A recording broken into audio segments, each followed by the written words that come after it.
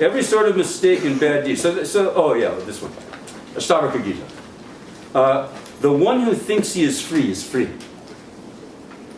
And the one who thinks he is bound is bound. It is true what they say, you become what you think. This is a text that is probably at least 1,000 years old. Okay, this is not some new age, affirmation. This is an ancient text. And it's kind of radical. It's like, obviously, right? Where's bondage? You see, where is the bondage that we think we're in? Where is the victimhood? And he's saying there's nowhere else it is except for in your own mind. If you want to be free, think like a free person. If you want to be free, think deeply as a and it doesn't mean superficially, right? Can't mean that. It means like actualize your freedom. Realize your freedom. Identify where the bondage really is, and the bondage is nowhere other than in your own mind, in your own thoughts. And in the ways that we've talked about before, blaming other people for your problems, the bondage that we put ourselves in with our own mental afflictions, our own habits, this is just in our own minds. It's not external. Nothing external. So this is you can put this is a refrigerator magnet worthy. I would cut this out. Cut this out, put it on the fridge. Put it on the bathroom mirror. The only person that's keeping you in bondage is yourself. Stop blaming other people and stop expecting other people to free you. All you need to do is think differently. And that's awesome. That should be very encouraging. You see? We don't have to go to another place. We don't have to go to Alpha Centauri somewhere. We don't have to find some new life. We don't have to find something external to us. We don't have to find anything that we don't already have. We have everything that we need to be free. We don't need to acquire anything new. All we need to do is think differently. Just a little. It's like a kaleidoscope. Just like a little, like this. Turn it a little bit, and it looks different. Or like when you go to the optometrist. People with glasses on or contact lenses. They go to the optometrist. They put that big thing on you, and you go, which is better, A or B, 1 or 2, right? And they start shifting lenses on you like that. Just a shift of lens. It's just a shift of perspective. This is in the Buddhist text. They say nirvana and samsara are not different. And you go, wait a minute. I thought samsara was samsara and nirvana was nirvana. How can they be not different? And it just means that nirvana is a potentiality here and now. It's not a different place. It's not a different ontological zone or metaphysical zone. It's a potential here and now in our own lives, right here in Brooklyn. Right here. Are we in Williamsburg? Williamsburg. Right here in beautiful Williamsburg. Is nirvana, potentially. Is potentially nirvana. Don't have to go to anywhere else.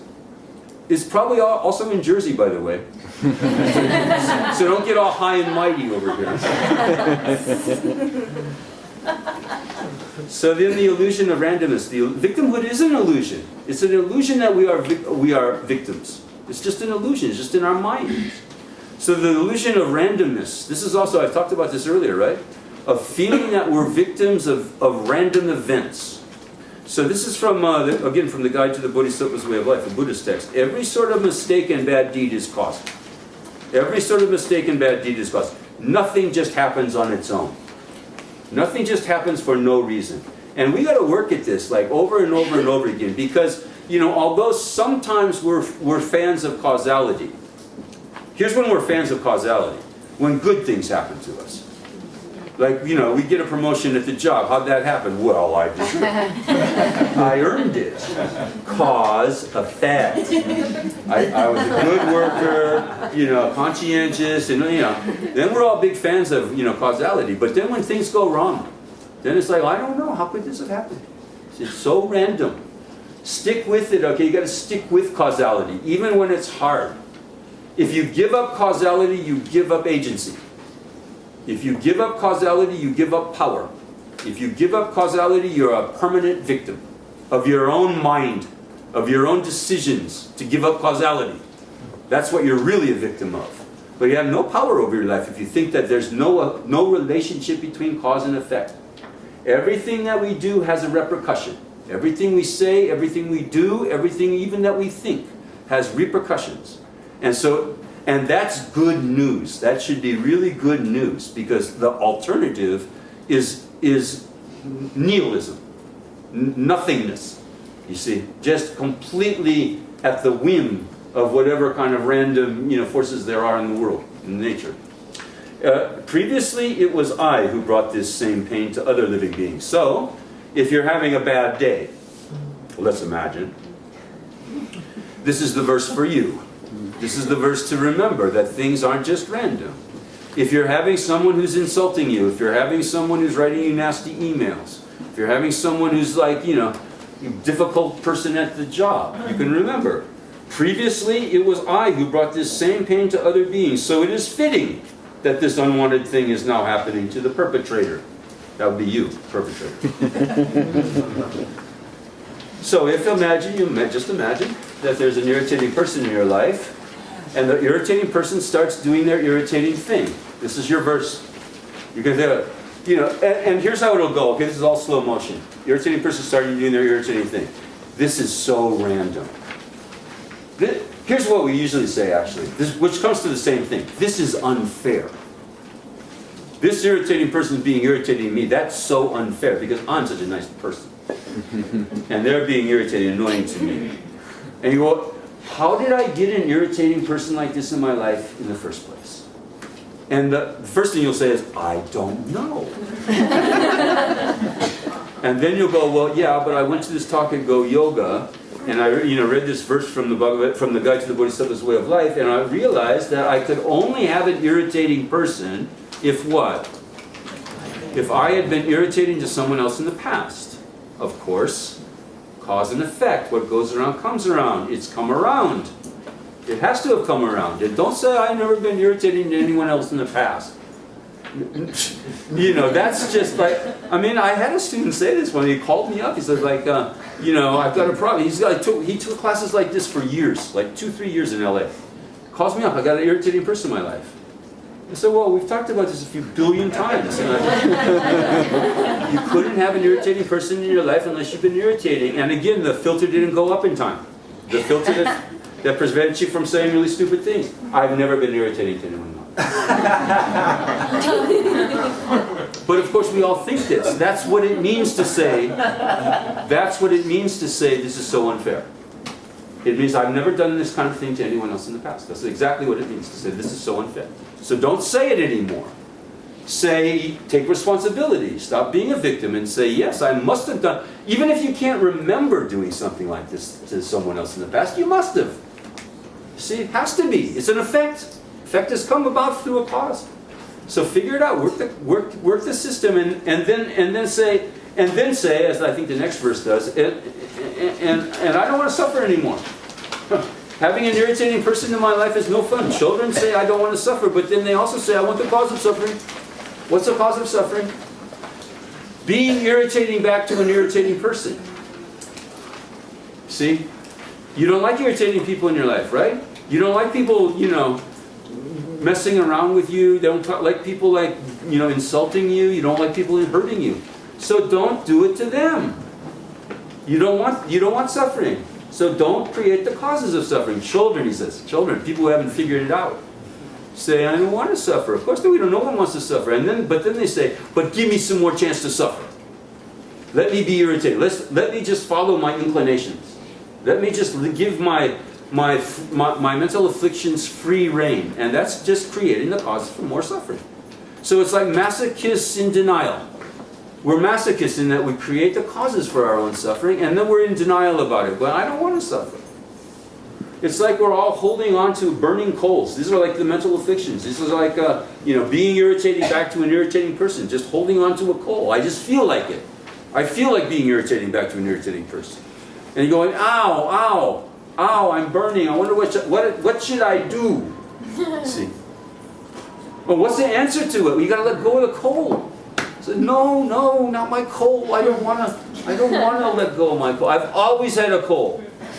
I've always had my coal. I've always been here in prison with the door wide open, grasping onto my coal, going, ow, ow, I hurt.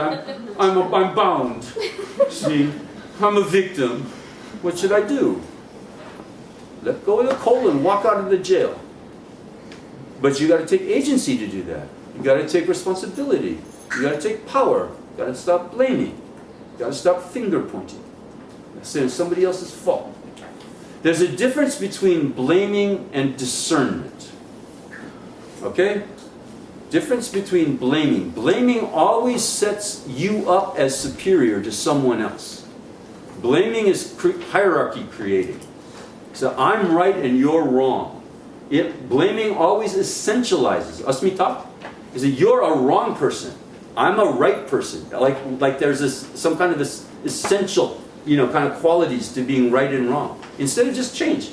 The person may be wrong, but they're not wrong forever. They're not wrong as some kind of identity, permanent identity. They made a mistake. Did you ever make a mistake? You see? Jesus was all over this in the New Testament. If you need some help with the blaming thing, look to Jesus. He was really good on it. Judge not, lest ye shall be judged. Right? If you live in a glass house, don't be throwing rocks. Right? There was another one. I remembered it recently from my Sunday school days.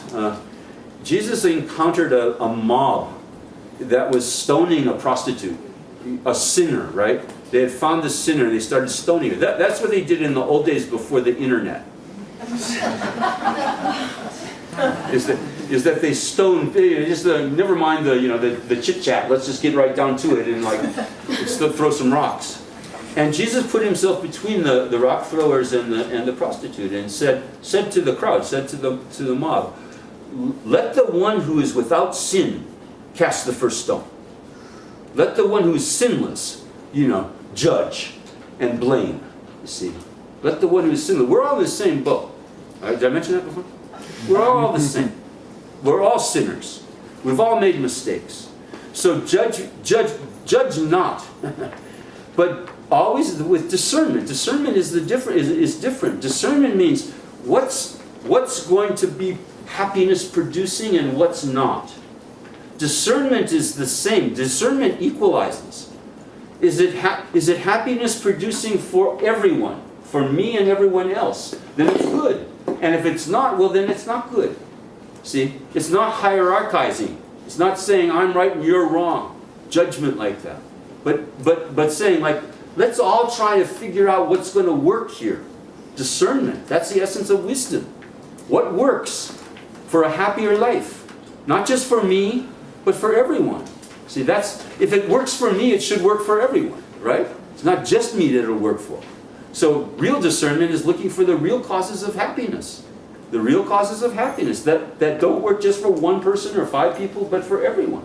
And conversely, discernment also involves, identifying the real causes of unhappiness. And again, not just my unhappiness, but everyone's unhappiness. Difference between judgment and blame on the one hand, and discernment on the other. Okay, think about it. So taking responsibility. Did we get there? Oh no. Children say this. One more. Where did this come from? Where did this irritating person come from? What deed done in the past has led to those harassing me now, he says. If everything depends on karma, how can I now change the thing into something better? So radical happiness requires radical responsibility. What can I do now? I take responsibility for this unwanted event. What can I do now? That's what he says here, right? Where did this come from? Let's figure out where the karma is. What's the cause of this? What did I do in the past that brought this about? And how can I change it now? You see? There's a lot of, first person pronouns here. What did I do? And what can I do? Not what did somebody else do to make me unhappy like this? What did I do that brought this unwanted event into my life, and what can I do now to change it in the future? And this is another important thing. I'll be talking about this elsewhere in New York for the next week or so. But to know what you can change and know what you can't change, and to know the difference between the two. To know what you can change, and here's what you can change, okay?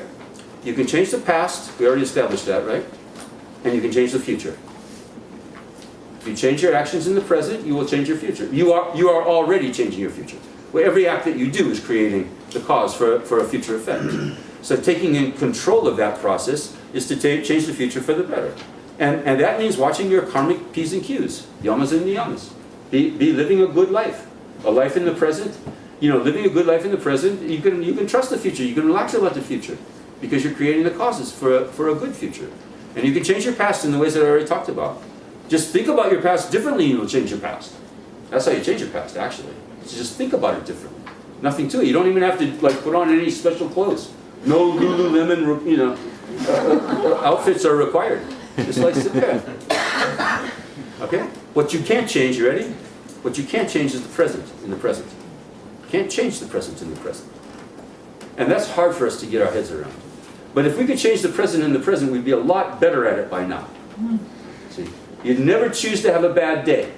You'd never choose to have an annoying person in your life. You just change them. You'd be like, some of you are probably too young to remember, but there was a show called Bewitched. And it was about a witch. And all she did was wiggle her nose and then boom, everything changed. And we kind of keep trying to do that, metaphorically. It's but we can't, it doesn't work that way. You can change the causes for a different future, but you can't change the present in the present. Once those effects have come about, you can't just say, oh, I didn't want that effect. You created the cause, kind of matured, ripened, and then the future, and then the effect comes. You can't just make it go away like that, go away. It's like honking your horn in gridlock. You have traffic here ever? Do you think? And then some people go, I know, we're in gridlock means that the traffic, I don't have to tell you guys, that the traffic doesn't move. In other parts of the country you have to explain what gridlock is. I'll never forget, when I lived in Tucson for a couple of years. I moved to Tucson from Los Angeles. And people were Tucsonians were oh, we have such traffic here in the wintertime with all the snowbirds, The population of Tucson goes from 600,000 to 900,000 in the winter months. 300,000 people show up. And then there's a few more cars on the road. But, it's nothing gridlock. It's nothing like LA traffic or in New York traffic. And then, so you're in gridlock. And then people go, oh, I know what I'll do in gridlock. I'll honk. Gridlock means the traffic not going to move, traffic not moving. And then people sometimes go, honk, like what? That's going to solve the problem. All of a sudden the traffic's going to part like a Red Sea. And getting upset about the present, since you can't change it in the present, is like honking your horn in gridlock. You can't change the present in the present. So what's the point of getting upset about it? What's the point?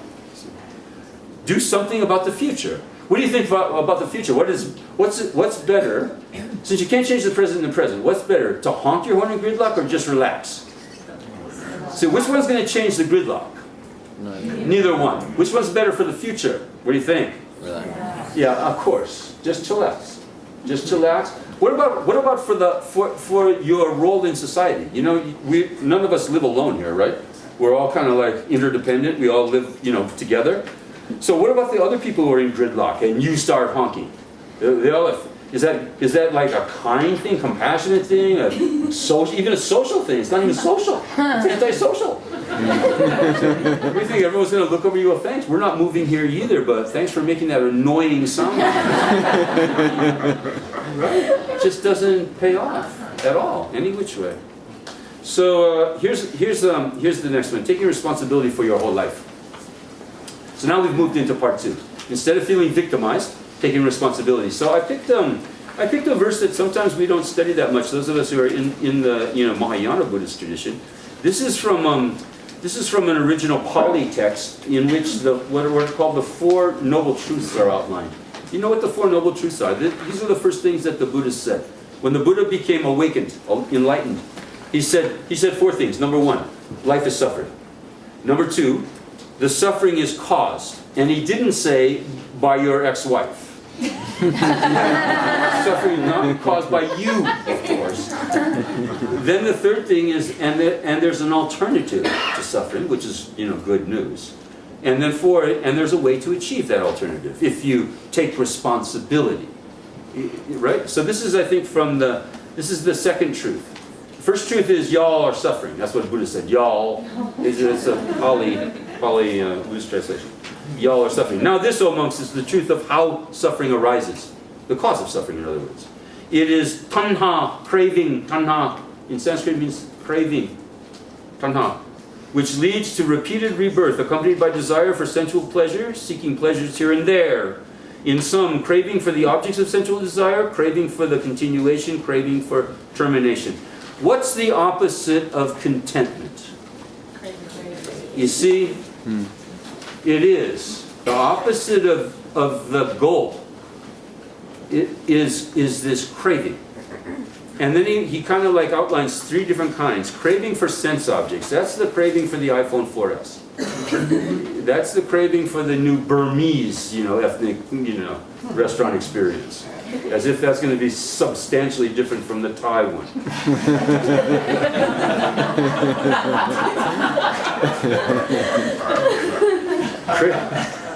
So we know about craving for sensual objects. That one's pretty easy. Then he says craving for continuation. So we have to think about what this means. Craving for continuation means wanting to keep things the same. Wanting to keep things that you enjoy the same.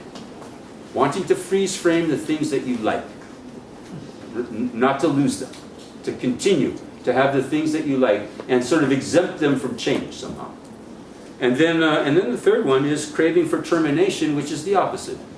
Craving for the end of stuff that I don't want. Craving, desire, strong desire for the brother-in-law to just disappear from my life somehow. See? So in other words, the last 2 are the 2 kinds of raga and devesha, really. They're raga and devesha. Wanting what I don't have. Actually not. The first one is the raga, pretty much. Craving for sensual desires. And then when I get something I want to not lose it. And then the third one is, and then I want to get rid of stuff that I don't want. That I don't want. So 3 kinds of craving. The fact of interdependence. Another kind of victimization that we have. We are victimized by our idea that we are alone. We are victimized by our idea that we are independent individuals. And that's causing us a great deal of suffering. And we are also encouraged in our culture to think this more and more. We have a kind of an innate tendency to think of ourselves as individuals. But then in this society, also, it's very, very, it's encouraged. It's aggravated. We're all supposed to be like, we have somehow deified the idea that individuality is kind of the whole, the ultimate good. Individuality is the problem, not the solution. Individuality is the problem, not the solution. You say your name to yourself is the problem, not the solution. You say your name to yourself are an individual, and that's why you're suffering. You're an individual, and that's why you're suffering. You are feeling alienated and atomistically cut off from everyone else. And that's not happiness, and you will not get happiness that way. You will not get happiness by exacerbating the tendency towards more individualism, but rather to start thinking of yourself more and more connected to others. And we have some sense of this, right? We have some intuitive sense that this is the way to happiness. This is why we fall in love. This is why it's so cool to fall in love. Because then we think, well, now I'm not alone. See, now I'm connected. This is why we have families. This is why we have pets. This is where we're desperately seeking this kind of connection. But at the same time, we're kind of subverting it by holding on to this individualism, right? None of us are islands. None of us are individuals. Nothing exists, ready? Independently. Nothing exists independently, including you. Everything exists interdependently. So just a little, since I have so much time here, right? We're going to 12:30? Just a little bit of emptiness teaching, okay? For no extra charge. People hear emptiness in the Buddhist philosophy and they get very confused about what emptiness means. Here's what emptiness means. It just means that things are empty of existing independently, which also means that things exist only interdependently. And then, well, what does interdependent mean? You ready? Which comes first? A visible object. This is a visible object, right? Everyone can see this object, also known as glasses. Which comes first, the visible object or the seer of the visible object? Which comes first? Same time. Seer of the visible object. So there's a seer who doesn't see, who's going to soon see a visible object. I'm a seer. I'm not seeing anything. I've come first. I don't have a visible object yet, but I'm a seer. Is that possible? No. Anyone want to try the other alternative? A visible object must come first, right? Is a visible object visible until and unless it's seen?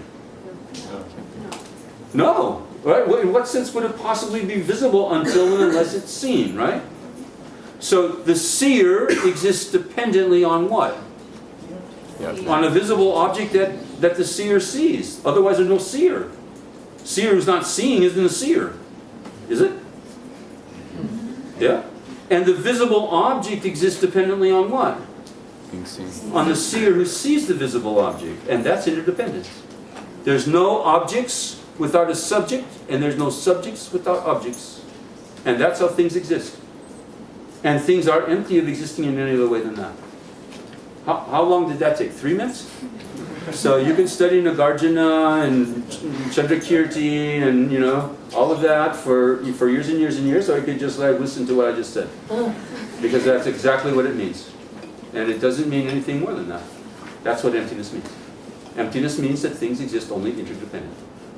And are empty or absent. Empty, you know, empty is a bad word in a way. Shunyata. Shunyata means that they are devoid of existing in any other way than the way they do exist. So do we go around, so do we all get that? I mean, you know, it's one thing to do a little exercise like that. It's one thing to actually believe it. You know, get realization, actualization, and like that. So let's check. If we all left the room with the glasses, would the visible object still be there? Do we believe that in our hearts? That it would just, you know, it could not exist if we all left the room, if there was no one seeing it. See, we have this kind of strong investment in the idea that there's a whole bunch of stuff out there that exists objectively, and then we just kind of encounter it. Right? A whole bunch of visible objects that don't have to be visible. That are just waiting to be visible. They're visible, but nobody's seeing them, so it's impossible, right? You can do it with any of the senses. Is there an audible sound before and unless there's a hearer of the sound? This is the tree fell in the woods thing, isn't it? If a tree fell in the woods and no one was there to hear it, was there? We'll do it like this. Was there a sound of a tree falling in the woods? Was there an audible sound of a tree falling in the woods if there was nobody there to hear it? What do you think? How could it be? How could it be? In what sense would you say it's audible? See? Nobody was there to hear it. It takes a hearer for there to be audible sound.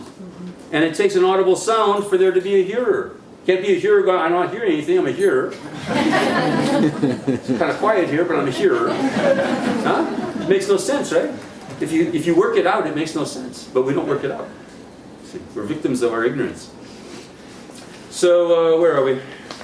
One who is fully perfected in yoga. Oh yeah, I stole these from the Bhagavad Gita for the yogis here.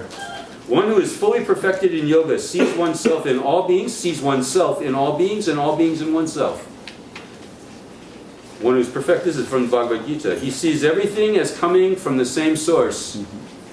Everything's coming from us, not at us. So when you see other beings, what you are really seeing is some part of yourself, actually.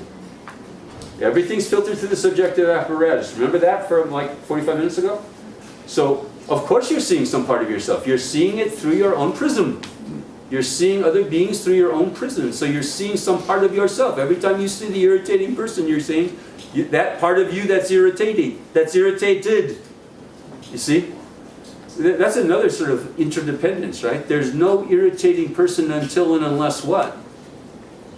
You're irritated. Isn't it? You're irritated. If you're not, and so therefore, if you're not irritated, what happens to the irritating person? Can there be an irritating person for you if you're not irritated? Presto changeo. See, you just disappeared and irritated, and that's the only way to disappear an irritating person. is to just not get irritated. Easier said than done. Yeah. Way easier said than done. But that's the only way. It's not that plus move to Long Island. You move to Long Island without fixing the thing that that you need to fix in you, and there they are again. The same irritating people that you saw in Brooklyn will be in Long Island. They may have different faces and different speak different language, different race, but they'll be the same irritating people. You can't escape irritating people like that. The only way to stop having irritating people in your life is to stop being irritated. So I'll just take a brief excursion here to give you the 3 steps on how to disappear an irritating person. You have an irritating person, here's how you disappear them, okay? And this is the only way. Number 1, so 3 steps, it's kind of sequential. Number 1, run away. Run away from your irritating person, which means don't just recreate the causes for more irritating people in your life by doing what? Being irritating back. See, break the cycle. If the only thing that you can do with an irritating person is to be irritating back, you got to get out of that. And there's all kinds of ways to do that. You can spill your coffee, or you can call in sick, or you can do here's some really talk about a really powerful mantra. Never mind Om I have enough ahong and what was the other one? It's like this now. It's like this now. It's like this now. How about this one? I have to go to the bathroom. I mean, talk about transformative words. I mean, those words just have magical effects on you. All of a sudden, everyone's like, okay. Well, don't want any accidents here, No, right? Run away. Number 1, run away. And then go back to the spiritual gym and start working out. And thinking, how did I ever get an irritating person in the first place? I must have been irritating back. The last thing I want to do is be irritating back to an irritating person over and over and over again. I don't like irritating people. I don't want an irritating people. It's not conducive to my mission to be a happy person to have irritating people in my life. So damn it if I'm going to recreate the causes for an irritating person by being irritating back. Step 2. When you've done that long enough to actually have the strength to get to step 2, then step 2 is you just sit there and take it. When the irritating person starts doing their irritating thing, you just sit there and take it. And you don't say anything back. Like a bump on the lug, it says in the Guide to the Bodhisattva's Way of Life, like a bump on the lug. And in your mind, all kinds of words are occurring. 4-letter words, 8-letter words. All kinds of words are occurring, but out of your mouth, nothing comes. Your mouth, she says nothing. Okay? And so I, as some of you know, created a yoga pose. I have created my own asana for this very purpose. You could say, I'm a yogi, I go to go yoga, I'm a yogi. Excuse me, you're being very, very irritating. I have to assume an asana. An asana means a pose, a position, right? I have to assume my asana. Say mukha. Mukha. Bandha. Bandha. Asana. Asana. Mukha means mouth. Bandha? You keep it shut. And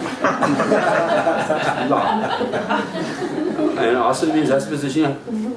You see? And then, maybe you need assist. Mukha bandha with assist.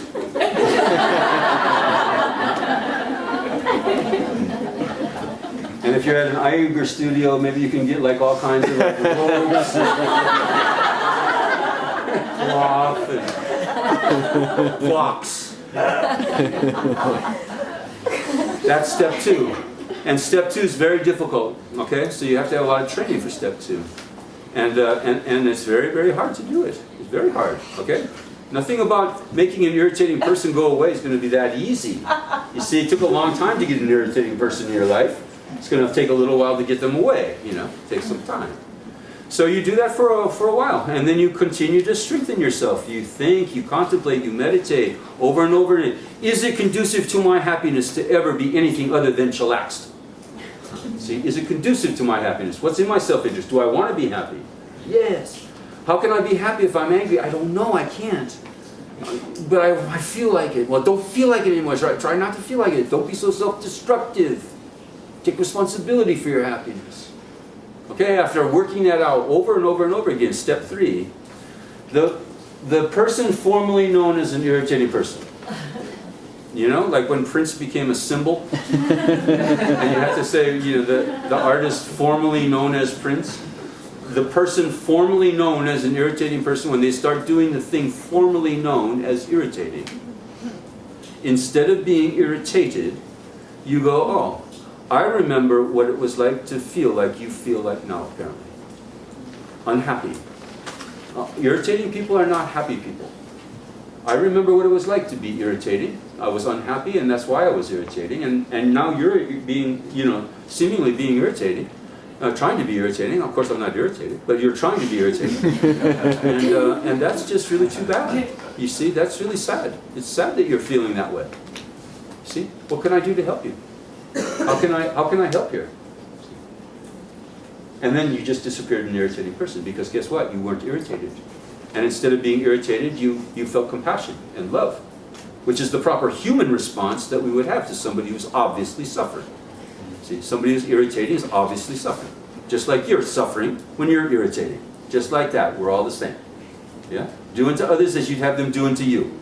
Golden rule, right? Do not do unto others as you would not have them do unto you. So don't think you're any different. When you're unhappy, you're irritating. Generally speaking, right? Irritating. If nothing else, you're irritating because, you know, other people who are around you, they're just trying to be happy too, and you're unhappy, and it's kind of like spreads like a plague. Unhappiness kind of spreads like that. Have you noticed? And so does happiness. In the other way around. See, misery loves company. That's what we say. But happiness also loves company. And so if you're thinking, oh, this happiness thing, never mind about that. You know, that's too naive or too simple. I'm a complex Brooklynite. You know, I'm too cool to be happy. You know, think again. If you're interested in helping others, if you're interested in living a good life, you have to be happy. Have to learn how to be happy as quickly as possible. And think about what real happiness is, okay? Not just another spike, pleasure spike. Not just the Burmese restaurant experience, you see. But deep-seated contentment. Deep-seated contentment of the two kinds that we talked about. Not wanting something that you don't have and embracing fully everything that you do have. And that's the goal. That's the goal as soon as possible. And then you can help others get to that goal. One who sees that everything is equally coming from oneself, whether it's suffering or happiness, is considered to be the supreme yogi. They should put that on Lululemon clothing. Okay? Changing what you can and relaxing about what you can't. I kind of went through this already, so we can go through it quickly. If there's something you can do about it, what's the point of being unhappy? If there's something you can do about it, just do it. Right? Don't get unhappy about it. That's not effective. It's not rational. It doesn't help. Just do it. If there's something you. So what can we do? Things about? Past and the future. That's what we can do. So don't get upset about it. Just do it. If there's something you can do about your past bitterness, your past anger, your past hurt, then just do it. And here's what you can do about it. Forgive. And that's in your power to do it any time. Just forgive. Just forgive them. And you go, no. No, we all are like this. No, I'm not going to. Like what? Like that's really going to get them back. See, that's kind of what we think. In our confused, ignorant minds, we think, if I don't forgive them, somehow they will suffer. Who's suffering by you not forgiving them? Only you. It's not like they're over there in Iowa or something like that going, ow, ow, ow. You know, they haven't forgiven me. Ow, ow, ow. Okay, only you. It's like, not forgiving is like drinking poison and hoping the other person will drop dead. It's exactly like that. So if you're interested in being happy, if you're interested in changing what you can change your past by exercising forgiveness, and that is in your power. You do not have to be victimized by your own memories. Take control. Take take the control that you've always had over your... Where are your memories anyway? See? You know, what are those things anyway? Where's the past? See, only in your present mind. And every time you think about your past in a kind of a negative way, a bitter way, an angry way, you're just making your present unhappy. You're just poisoning your present moment over and over and over again. So change what you can change. Can you change your future? Yes or no? Of course you can change your future. Have some faith in the system. What goes around will come around. Nothing good ever goes to waste. Nothing bad ever goes unpunished. See? Have some faith in the system. Don't think things are just happening randomly. Don't be a victim of your own belief in randomness. See? Take control, take power, take the bull by the horn, change what you can change. What's the next verse? And if there's nothing you can do about it, stop honking in gridlock. Yeah? If there's nothing you can do about it, if the past causes have come into present effect, just relax already. And if you relax already, you actually have changed it. Okay, listen. If you relax instead of getting upset about something that you can't change, being relaxed about something that you can change actually changes your perception of it. Right? Instead of thinking, oh my God, this is a nightmare, I'm in gridlock, you can think, oh, this is gridlock. Can't change it. Might as well relax. Turn up the radio. Chill out. See? Then you actually change your experience of it. All right, taking responsibility for your practice. This is a very interesting text that I discovered only in the last year or two, called the Kalama Sutra. Kalama is the name of a people in ancient India, the Kalamas. And the Buddha came to visit them. And apparently the story goes is the Kalamas were like, they had just had a whole bunch of, Dharma teachers coming through their town over and over and over again. Sound familiar? and each Dharma teacher, each yoga teacher, they said like something a little different. And sometimes it was quite different. Right? Sound familiar? Like everyone had their own like little teaching. So the Buddha then comes into town and said like, well, Buddha, why should we believe you? See, why should we believe what you say? Everyone else has said like other slightly different things. And this is what he said. He said, do not believe in something because of hearsay, or because it has been handed down by tradition, or because it's a received opinion, because all the other kids believe it. Don't believe it because of that. Do not believe in something just because it's in the scriptures. I had a teacher in graduate school who said, just because that nonsense in Sanskrit is still nonsense. Just because it's in the Sanskrit scriptures doesn't mean you don't have to think about it. And like work it out doesn't make sense, you see. Just because it's in the scriptures, don't believe it just because it's in the scriptures. Or because it seems to be logical. Because maybe somebody does a whole big like logical trick on you and it, kind of bamboozles you with rhetoric. Or in accordance with your some philosophical system. Oh, but just because it's Vedantic, or Buddhist, or something like that. You see, just because it's got a label like that. He says even because it seems commonsensical, lots of commonsensical stuff isn't true. Lots of stuff that people think is commonsensical isn't true. There's the common in commonsensical. Common means ordinary. Common means like how everyone else thinks. And oftentimes, sensical means uncommon. So don't just believe it because it's common sense or because it conforms to your preconceptions. Do not believe in something just because reasonable people believe it or because your guru says so. The Buddha himself says, don't just believe it because your guru says, including himself, of course, don't believe it just because I say so. Think for yourself. Take responsibility for your own spiritual practice. Don't cede that responsibility either to anyone else, including the Buddha, including your guru, including anybody. Think for yourself. O people of Kalama, only when you have reasoned things out for yourself, when you've figured out that a spiritual teaching is meritorious, correct, recommended by the wise, beneficial, and especially conducive to happiness, when you've figured out that it works to bring about discernment, right? Discernment. When you've discerned that this will bring happiness to myself and others, and the alternative will bring unhappiness, both to myself and others. Only then believe it. This one definitely on the refrigerator, okay? On the stove, the refrigerator, the washing machine, every single appliance in your house. Your car, everything. Don't forget these words. This is not this is not grown-up spiritual behavior to let anyone tell you what to do spiritually. You have to figure it out yourself. Take responsibility. And if you've taken responsibility, then if something goes wrong, you don't blame anybody else either. You see? You own it. You put your big boy pants on. And say, well, I made a mistake maybe. I made a mistake by believing in this thing or that thing, but now I've learned my mistake. I've learned the teaching about it. Now I'm moving on. So you learn. You learn. You keep learning. You don't just shut your mind off. Ever. That's not going to work out.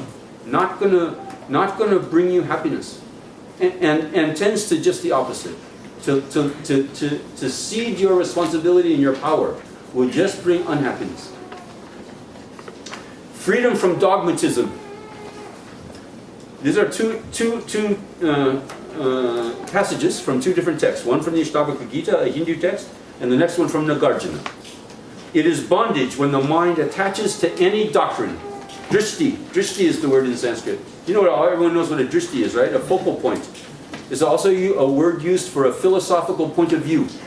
It is bondage when you attach yourself to any dogmatic, scripture or theory or anything like that. Bondage. It is bondage to be a fundamentalist. It is not freedom. A free person is thinking freely, not bound to any one doctrine, any one belief system, any one thing.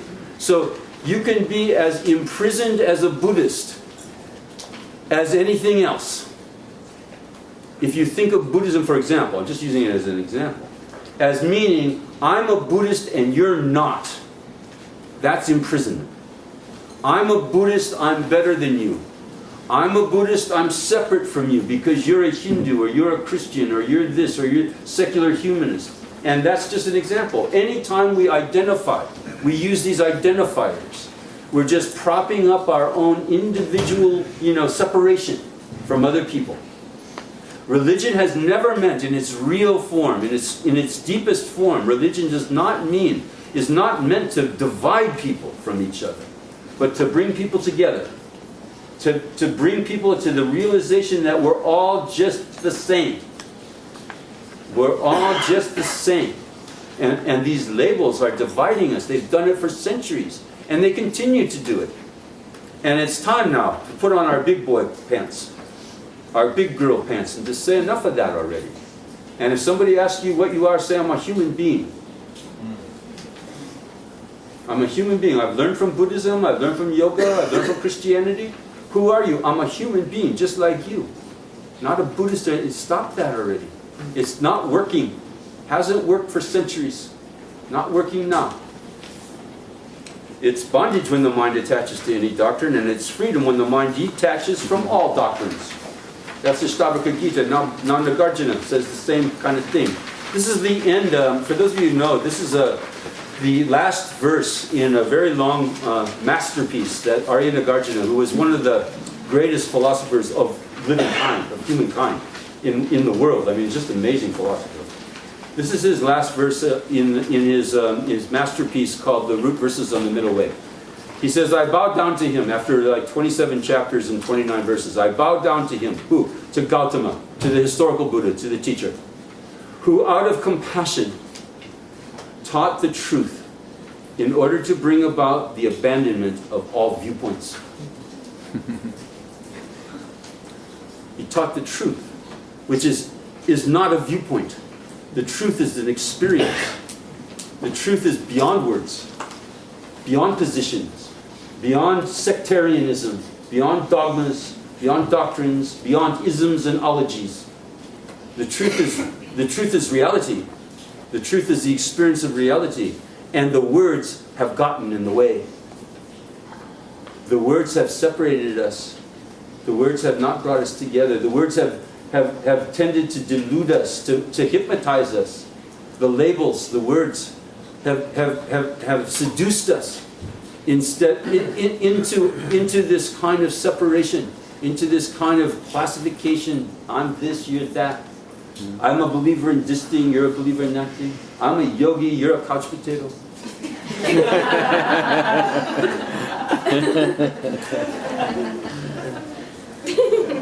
The purpose of a spiritual life, I'll repeat it for those of you who fell asleep.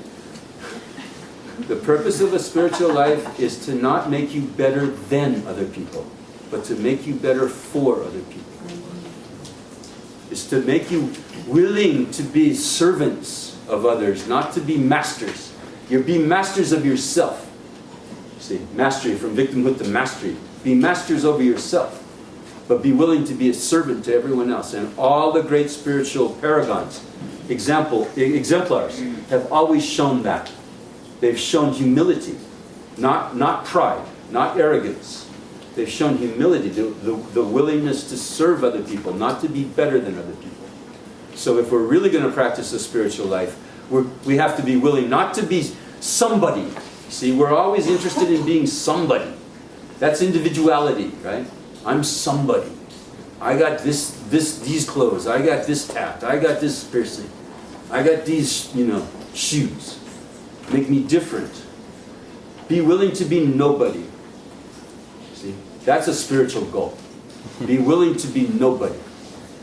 Be willing to give up all of these identifiers that separate us, which then is the condition of possibility to be everybody.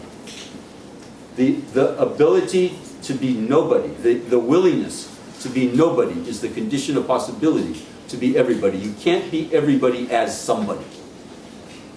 You hear the difference? Now the rain's really coming. Rain of blessings, rain of blessings.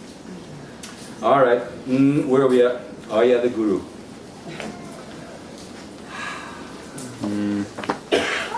This is from the Bhagavad Gita. The Bhagavad Gita, by the way, for those of you who are interested in the study of Guru Yoga, of the practice with the Guru, is one of the best texts ever on devotion, bhakti, to a Guru. And this is from that text. There is barely one man among thousands who strive for perfection. So if you're in this room, you are rare, rare, rare. That's what he said. If you're interested at all in a spiritual life, you're like 1 in a million, really. Just very, very rare. And you go, no, there's a lot of other people here. There's a lot of other people who aren't here. Way more. See? And who will never be here.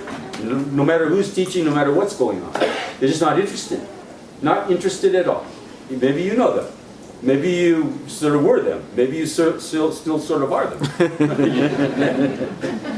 Just to have an inclination. Just to have a small inclination towards yoga or Buddhism or a spiritual life is extremely rare. That's what he's saying. And then he says, and of those few who do try to achieve the goal, only the rare ones, so then he's talking about the rarest of the rare, recognize me for who I really am. So this is Krishna talking to Arjuna. So this is the Guru talking to the student. Who is the Guru? So only the rarest of the rare really understand who the Guru really is. And so it's easy to get Guru Yoga wrong. Very easy. Way more people get it wrong than get it right. Very few people get it at all. Okay? Very few people think it's even important to have a spiritual teacher. Very few people. And then those people who do think it's important to have a spiritual people, most of them get it wrong. And this is, Krishna says, it's very rare. So here's a couple of ways to get it wrong. I think, in my opinion. Thinking that the Guru is objectively a sacred being, a special being. Objectively, a special being is to get Guru Yoga wrong. The Guru also is seen through your subjective filter. The Guru didn't escape that somehow. See, the Guru didn't escape your POV on the world. If you have the vision of a Guru who seems to be special to you, seems to be a good teacher to you, that's coming from you too. That's not out there coming at you. It's coming from you. It's from your own perspective. Okay? So you take responsibility for that perspective. Which is kind of, at first it's pretty cool. You see, here's the kind of trajectory that will happen with every real practitioner of Guru Yoga. Is that you'll find somebody, and you should spend some time finding somebody like this. Find somebody after maybe even years of searching, who seems to work for you, who seems kind of special, who seems to be saying things that touch your heart. And then you go, oh, this is so awesome. And then if you're smart, and if the Guru has done their job right, they will also instruct you as to the fact that that's coming from your own goodness. The fact that you can see that in someone else is coming from your side, not from the Guru's side. It's not coming at you, coming from you. So then you go, oh, that's pretty awesome. I have some awesome seeds to see a Guru awesome. And then if you stick with it for more than, about 3 months, then those seeds will start to flicker. Those seeds will come in and out, and the Guru will say stuff that you go, wait a minute, that's not so awesome anymore.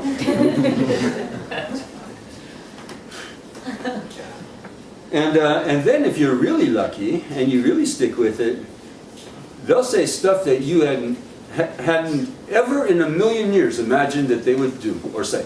In a million years. See? And then you go, wow, this is quite surprising. This is a quite surprising thing. I hadn't planned on that.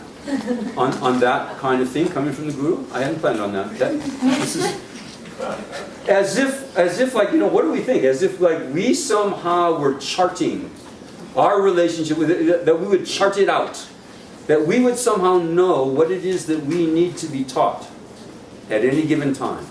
And so the Guru doesn't exist objectively. The seeds are flickering in and out. But here's the main thing, okay? But if it's a Guru, if it's your Guru, they are always teaching you. That's what a Guru does. Always teaching you. But it's your job to figure out what the teaching is. And no one else's.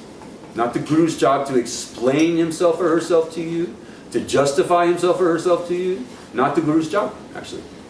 It's your job, if you have a Guru, to figure out what the teaching is. And the teaching can be anything from, I better stop thinking about what Gurus are, have some kind of preconception of what a Guru, is. That can be one kind of very important teaching.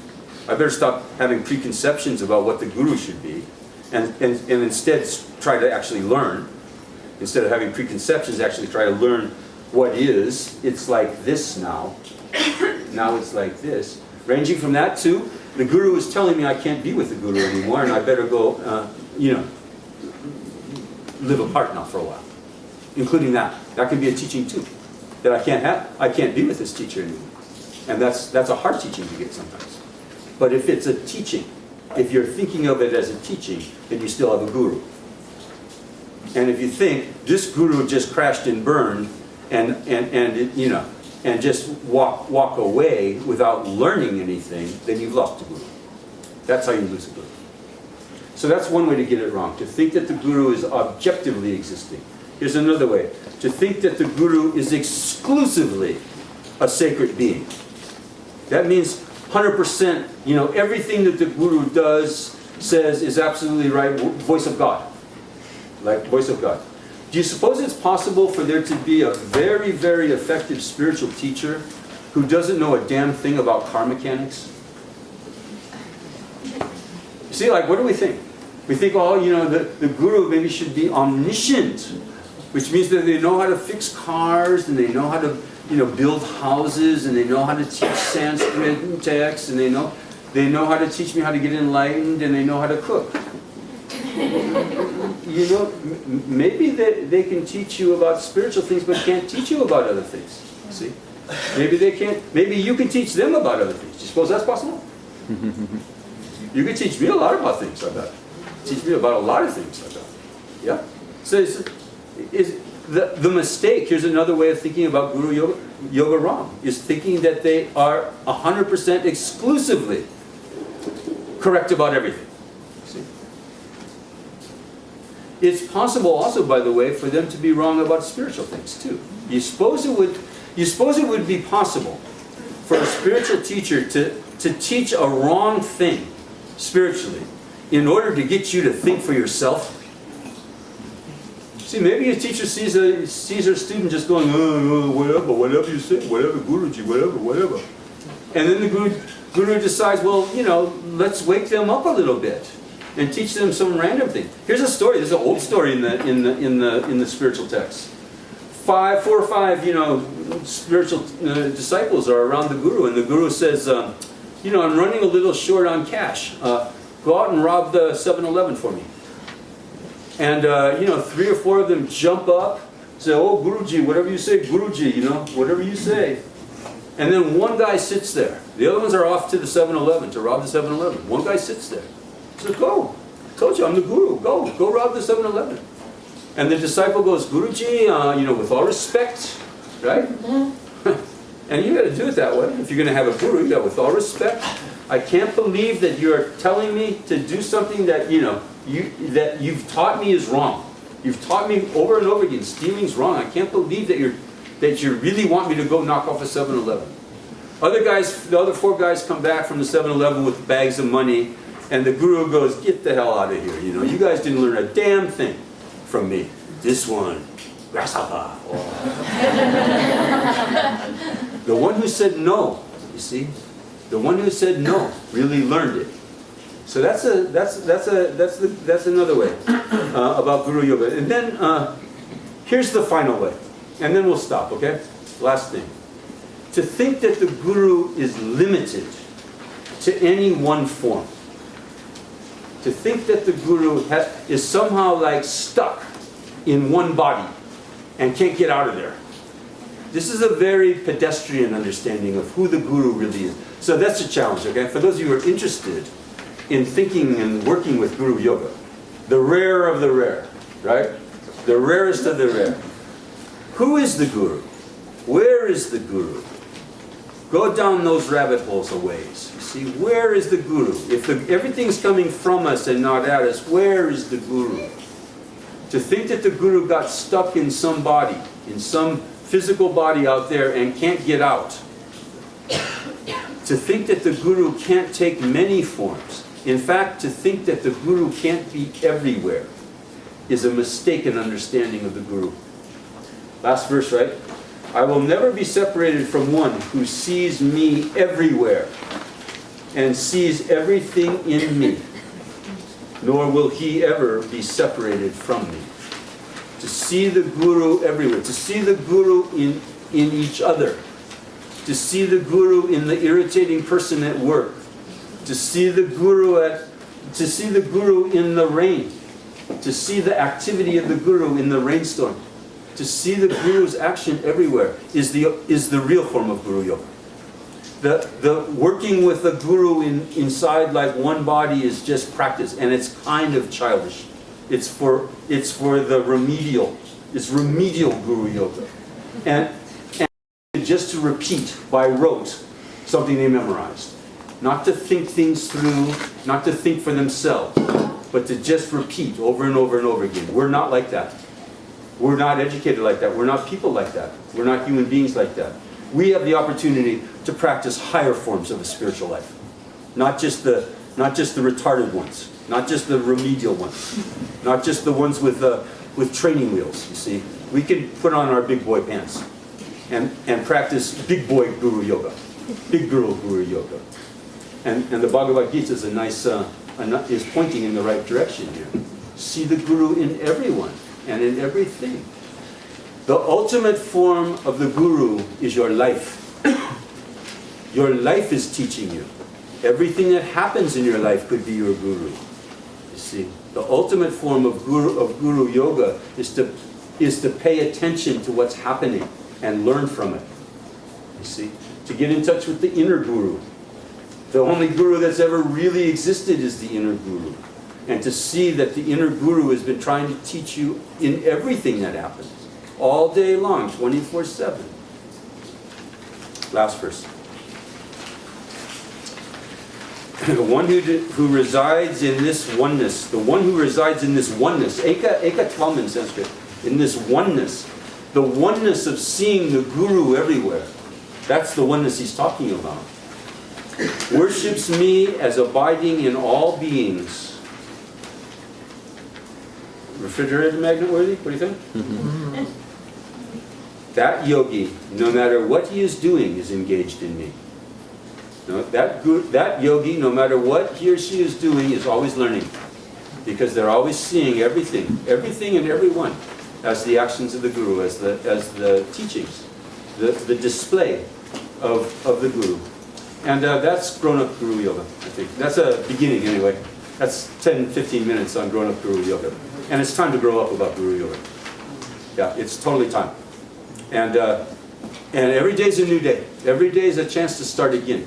And we all have every day. No matter, who we are, what we're doing, every day is fresh. Every day new. So don't get stuck. Don't get stuck in the past. Don't get stuck in bad past habits. It's like this now. It's like this now. So what are we going to do about it? How are we going to make the changes that we need to make? How are we going to adapt? How are we going to teach ourselves how to reach the goal? You see, only us, or only we can, is only we who have the power to teach ourselves. Really, it's only people. This is kind of one of the things that keep a teacher kind of humble, is that you can only teach people what they already know. If they don't already know it, they just look at you blank, going, whatever. See, if it's not, if it doesn't, resonate. If it doesn't resonate with something that's already in there, then there's, it's just an epic fail. So if there's something that resonated, pay attention. That's the inner guru. That's the guru teaching you. And now it's up to you to put it into effect. See, it's one thing to come to a 2-hour thing at Go Yoga and listen to all this stuff and then walk out as if nothing happened. So if you're interested in taking control, taking the bull by the horns, taking control over your own life, stop being a victim, start being the master of your own life, then start putting into practice the things that you've heard that resonate in your own inner life. Start putting them into practice. Otherwise, it doesn't do any good. Otherwise, who knows when the next time is that you'll hear anything that resonates again.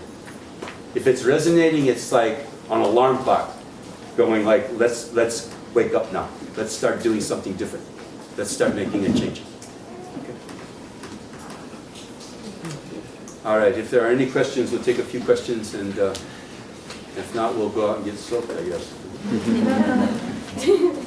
Any questions?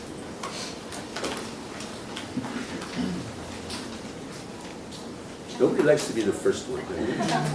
Yes. If part of our suffering is experiencing others' suffering, Yeah. How do we understand that in the sense that we're creating the causes for that? If it's really someone else's cause? Can you hear that? If part of our suffering, she says, if part of our suffering is experiencing the suffering of other people, it's not pleasant to see other people suffer. So it's suffering, seeing other people suffer.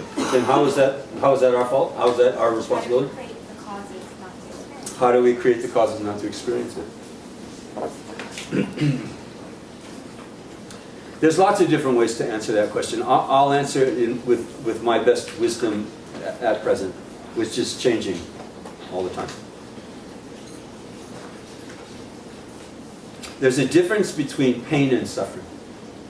There's a difference between pain and suffering. This isn't new to me. I didn't just think this up in my garage or something. This is it's sort of a standard teaching in some forms of Buddhism, especially in the Vipassana tradition, I'd say. That pain may very well not be eradicatable. If you've got a body like this, it's going to be in pain. I just had dental work done, and even though now they just put all kinds of drugs in you so that you don't have to feel anything, even still you can sometimes feel pain. You got teeth, you're going to have pain. You got skin, you're going to have pain.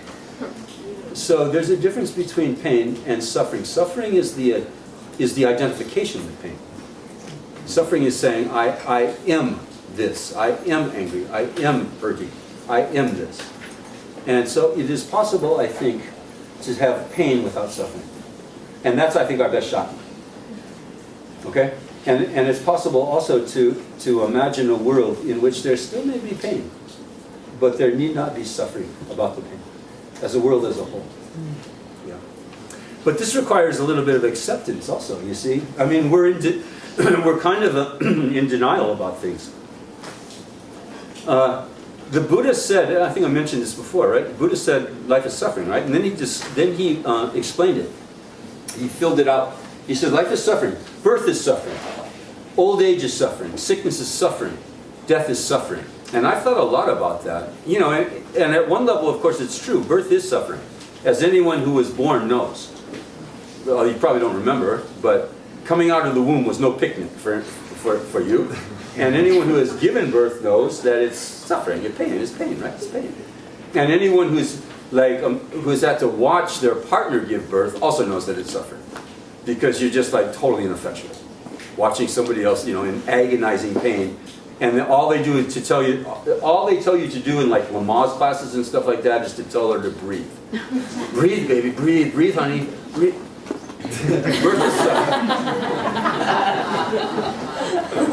Sickness is suffering, right? When you're sick, it's suffering. It's not pleasant. You got a cold or, you know, worse. It's not pleasant. Old age is suffering. You know, things like you get creaky and all, you know, like it's suffering. And death is suffering. It's not pleasant to lose the people that you love, and it's not pleasant to die. But here's I think the deeper understanding of what the Buddha really meant. It's not that birth is suffering, old age is suffering, sickness is suffering, death is suffering. It's not. Birth, sickness, old age, and death are reality. That's reality. And there will never come a time when that's not reality. This is change. This is the nature of change. Things arise, they last for a while, they get decrepit, and then they die. And then what? Something else arises. Then they start again, over and over and over again. That's reality. That's the nature of reality. The opposite of that would be the Keanu Reeves movie. Where nothing changes, nothing happens, nothing starts, nothing, you know, gets old, nothing ends, you see. So it can't be that birth, sickness, old age, and death are the problem, really. The problem is the non-acceptance of them. The problem is the resistance to them. The problem is thinking that birth should somehow not involve pain. That birth should somehow be all like, you know, kind of gauzed in like brown sort of light and, you know, and everyone's smiling and happy and videotaping it all. You know, and then it kind of turns out to be nasty and bloody and, you know, and agonizing, and then we go, oh, this is bad. Sickness is not suffering unless you thought you'd be healthy all the time. What did you think? That you have a human body that you'd never get sick? So then we go sick and you go, oh, I'm suffering, I'm just bad, I'm suffering. Well, it's the resistance to the change in your physical health that's the suffering. It's not the pain of, you know, pain is pain, and sickness is painful. But the suffering comes from the resistance to reality. From the resistance to the fact that healthy bodies change into sick bodies. Old age is not suffering unless you thought you were going to be young forever. And, you know, many of us thought that. And there was wait, who's that in the mirror, you know? How could this have happened? I got old. Well, of course. If you're lucky enough to live long enough, you'll get old. And death is not suffering either, unless you think it's some kind of like final end. See? It's our misunderstanding of death. Death is just a moment in the process of life. Just another moment. So it's our resistance to reality itself that's the problem, not reality. Reality doesn't need to change. Reality is not going to change anyway, whether you think it needs to change or not. Reality is going to be reality. That's kind of what it means to say it's reality. Reality. Not going to change. Can't change reality. So you have to think about what reality is and then align yourself to it. Align yourself with it instead of resisting it. Instead of thinking, no, it should be different. It's like this now, and now it's going like this, and it keeps changing. And to accept it. Radical acceptance. So, I'm supposed to announce that I'm teaching about this kind of thing at Lucky Lotus on Saturday night and Sunday night of this weekend. The first teaching on Saturday night is called Radical Contentment. And the second teaching is called Acceptance is Not Apathy. So we'll have a chance to go into that a lot. Lucky Lotus is about 15 minutes away from here, for those of you who don't know. And what else am I supposed to announce? Eva, Cindy? The party. The party. The party. Tomorrow night we're having a party to launch a book that I've written called The Spiritual Renegade's Guide to the Good Life. You're all invited. It's at the Rubin Museum. Oh, nice. Yeah, it's a nice venue. And at 7 o'clock, 7 to 9 o'clock. And then we're going to retire to a restaurant called Macau. Where is Macau? Church between Walker and Lisbon. Church between Walker and... Lisbon, right below Canal Street. Yeah, so down Wall Street, is that Wall Street? It's Tribeca. Tribeca. Tribeca. Right near the Tribeca Grand. So you're all welcome to come to that and hang out and have some dinner and celebrate a little bit. And so please come if you can. And thanks again to Go Yoga for inviting me here. It's always a pleasure to be with high practitioners like you are. And really good to be back in Brooklyn. Thank you. Thank you.